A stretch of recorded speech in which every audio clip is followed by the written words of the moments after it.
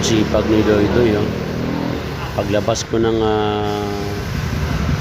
tindahan po namin, ang pwesto namin, nakita ko si Doydoy nagwawalis. Ayan, nagwawalis ng mga